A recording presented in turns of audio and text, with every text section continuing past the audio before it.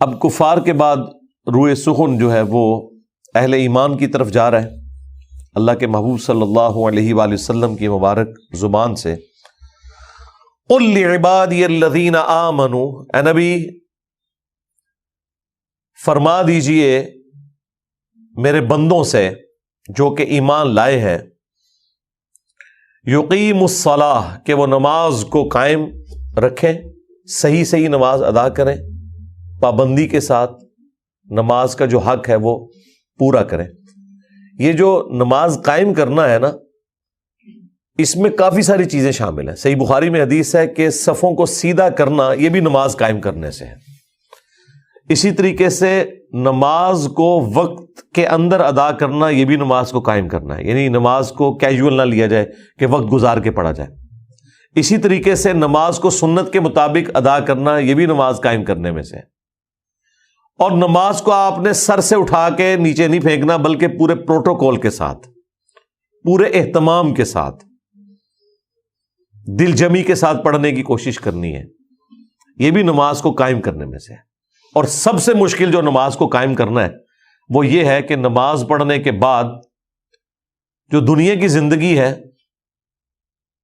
جو کاروبار کی زندگی ہے، جو مسجد سے باہر کی زندگی ہے، اس میں بھی انسان اسی کمٹمنٹ کے ساتھ اللہ تعالیٰ کو رسپانس کرے.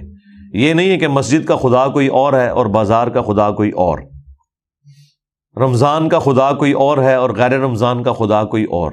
خدا تو ایک ہی ہے، لیکن مسلمانوں کی اکثریت کا ایٹیچیوڈ یہ ہے کہ وہ اپنے عبادات میں بعض اوقات بڑے پرفیکٹ ہوتے ہیں، لیکن اپنے معاملات کے اندر، حقوق العباد کے اندر کمزوریاں پائی جاتی ہیں. تو نماز پھر قائم کیا ہوئی؟ نماز کے اندر جو اللہ تعالیٰ سے عہد و پیما آپ نے کیا تھا، آپ نے پریکٹیکلی اس کی مخالفت کر دی. وَيُنْفِقُوا مِمَّا رَزَقْنَاهُمْ سِرًّا وَعَلَانِيَةً، اور خرچ کریں اس میں سے جو اللہ تعالیٰ نے ان کو دیا ہے، جو ہم نے ان کو دیا ہے، سِرًّا وَعَلَانِيَةً، چھپا کر بھی اور اعلانیہ بھی. اللہ کی راہ میں آپ نے مال خرچ کرنا ہے.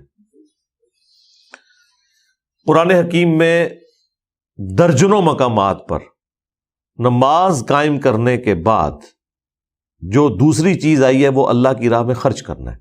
سورۃ البقرہ کے سٹارٹ میں بھی جو اہل ایمان کی نشانیاں آئی ہیں نا، اس میں بھی نماز صحیح طریقے سے ادا کرنا اور اس کے بعد اللہ کی راہ میں خرچ کرنا.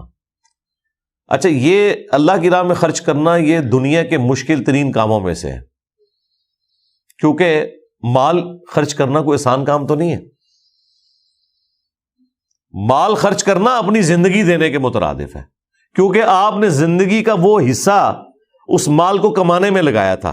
لہذا جب آپ اپنا مال اللہ کو دے رہے ہوتے ہیں نا، تو مال تو سمبل ہے، بیسیکلی آپ اپنی زندگی اللہ کو دے رہے ہوتے ہیں. یعنی 8 گھنٹے کی ایک شخص ڈیوٹی کرتا ہے، پورا مہینہ وہ ڈیوٹی کرتا رہتا ہے، اینڈ پہ وہ تنخواہ لیتا ہے. وہ تنخواہ لے رہا ہے اپنی زندگی کے تہائی حصے کو اس مزدوری میں جھونکنے کے عوض، اور جب اس مال میں سے وہ محنت سے جو کماتا ہے اللہ کی راہ میں خرچ کرتا ہے تو گویا اپنی زندگی اللہ کو دے رہا ہے. یہ چھوٹی چیز نہیں ہے.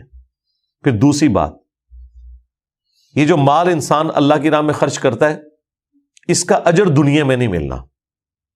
مل بھی سکتا ہے لیکن بظاہر ہمیں نظر نہیں آتا. یہ اللہ تعالیٰ کے ڈیوائن بینک میں جا رہا ہے.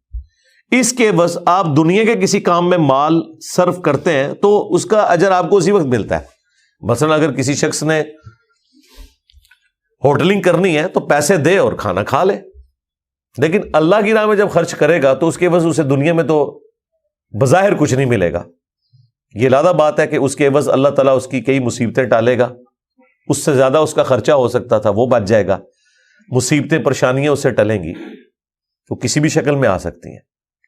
لیکن جو اصل اس کا اجر ہے وہ سورۃ البقرہ میں ہے کہ 700 گنا تک کر کے ہم قیامت کے دن لوٹائیں گے. اور اللہ تعالیٰ اپنی راہ میں خرچ کرنے کو یہ کہتا ہے کہ یہ قرض ہے جو تم اللہ کو دے رہے ہو. یعنی اللہ کہہ رہا ہے میں تمہارا مقروض ہوں. یہ اللہ تعالیٰ کی ایک قدر شناسی ہے انسان کے حق میں کہ دے رہا وہ ہے، اور اسی کے دیے ہوئے میں سے جب اس کو ہم واپس کرتے ہیں تو کہتا ہے نہیں، یہ تم نے مجھے قرض دیا ہے، میں 700 گنا کر کے لوٹاؤں گا. اللہ اکبر کبیرہ والحمد للہ کثیرا وسبحان اللہ بکرۃ واصیلا۔ اور تیسری بات اس کانٹیکسٹ میں وہ یہ ہے کہ جب آپ بن دیکھے خدا کی راہ میں مال خرچ کرتے ہیں تو یہ آپ کا اعلان ہوتا ہے کہ میں اس خدا پر محکم یقین رکھنے والا ہوں، اور مجھے یہ پورا یقین ہے کہ وہ رب اس مال کا اجر مجھے دے گا۔ یہ اللہ پر ایمان کی ایک نشانی ہے کہ آپ اس کی راہ میں مال خرچ کر رہے ہیں۔ جس کے لیے آپ مال خرچ کرتے ہیں پھر آپ اس کی قدر بھی کرتے ہیں۔ یہی وجہ ہے کہ آپ ماں باپ کو دیکھیں اولاد کو کس طرح ڈانٹتے ہیں، تھوڑا سا مال بھی خرچ ہو جائے وہ کہتے ہیں کہ جب کماؤ گے نا پھر پوچھیں گے کہ اس طریقے سے جو تم نے مال ضائع کر دیا۔ تو انسان مال کو خرچ نہیں کرنا چاہتا اپنی ضرورت سے ہٹ کے۔ جب کبھی انسان بن دیکھے خدا کے لیے مال خرچ کر رہا ہے تو اس کا مطلب ہے اس خدا کو اس نے اہمیت دی ہوئی ہے۔ دنیا میں آپ اہمیت والی جگہ کے اوپر مال لگاتے ہیں اور اس کی آؤٹ پٹ بھی آپ کو دنیا میں ملتی ہے، لیکن یہ آؤٹ پٹ تو ہے ادھار۔ دنیا نقد ہے، نقد کے اوپر صبر آ جاتا ہے، ادھار کے اوپر صبر نہیں آتا۔ تو جیب کو ڈھیلی کرنا یہ اللہ تعالیٰ کے ساتھ آپ کی کمٹمنٹ کی ایک بہت بڑی نشانی ہے۔ یہ مشکل کام ہے، اسی لیے قرآن حکیم میں نماز کے بعد سب سے زیادہ زور انفاق سبیل اللہ کے اوپر ہے۔ اور جب انفاق سبیل اللہ انسان کرتا ہے پھر دنیا کی جو ایکسٹرا آرڈنری محبت ہے وہ انسان کے دل سے نکل جاتی ہے۔ بخاری اور مسلم میں حدیث ہے کہ اللہ کے محبوب صلی اللہ علیہ وآلہ وسلم نے سورہ التکاثر کی تلاوت کی، الہاکم التکاثر حتی زرتم المقابر، ہلاکت میں ڈالا تمہیں دنیا کے مال کی کثرت نے یہاں تک کہ تم قبروں تک جا پہنچے۔ پھر نبی علیہ السلام نے کہا کہ انسان کہتا رہتا ہے میرا مال میرا مال میرا مال، حالانکہ انسان کا مال وہ ہے جو اس نے کھا لیا یا پہن کر بوسیدہ کر دیا یا اللہ کی راہ میں خرچ کر کے آخرت کے لیے سٹور کر لیا۔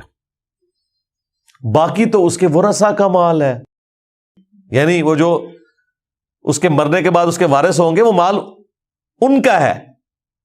تمہارا مال وہ ہے جو تم نے کھا کر یا اپنے اوپر لگا کر کپڑوں کی شکل میں یا مکان کی شکل میں جتنی دیر تم نے نفع اٹھا لیا، مکان بھی خیر وارثوں کو ہی چلا جانا ہے، یا پھر تیسری قسم وہ ہے جو تم نے اللہ کے حضور سٹور کر لی آگے بھیج کے اللہ کی راہ میں خرچ کر کے۔ ایک اور حدیث ہے بخاری اور مسلم میں، نبی علیہ السلام نے فرمایا انسان کے 3 دوست ہیں، 2 قبر سے باہر ہی رہ جاتے ہیں، ایک ہی اس کے ساتھ جاتا ہے، اس کا مال اور اس کے رشتہ دار وہ قبر سے باہر رہتے ہیں، اور قبر میں اندر اس کے اعمال جاتے ہیں، اور اعمال ظاہر ہے وہ اعمال ہیں جو نیک اعمال اس نے کیے یا اللہ کی راہ میں خرچ کوئی کیا وہ اس کے ساتھ جانا ہے، باقی مال قبر سے باہر ہی رہ جانا ہے۔ تو وہ اللہ کی راہ میں اللہ تعالیٰ نے فرمایا کہ خرچ کرو، چھپا کر بھی اعلانیہ بھی۔ اصل تو دین کی یہ ہے کہ کسی کو بتائے بغیر کیا جائے، لیکن بعض اوقات اعلانیہ بھی کوئی عمل کرنا پڑ جاتا ہے لوگوں کی ترغیب کی خاطر۔ میں پچھلی دفعہ بھی اس کے اوپر بول چکا ہوں، اس کے اپنے فوائد ہیں۔ من قبل ان یأتی یوم لا بیع فیہ ولا خلال، اس دن کے آنے سے پہلے پہلے کہ جس دن نہ تو کوئی تجارت نفع دے گی اور نہ کوئی دوستی، یعنی آخرت کے دن تو تجارت کا کوئی فائدہ نہیں، کسی کی دوستی اس کے کام نہیں آ سکتی۔ دنیا میں آپ نے اپنے لیے خود ہی کرنسی کما کے لے کے جانی ہے تو وہ قیامت کے دن آپ کی کام آئے گی، آخرت میں کسی کی دوستی نفع نہیں دے گی۔ اللہم حاسبنا حسابا یسیرا، آمین۔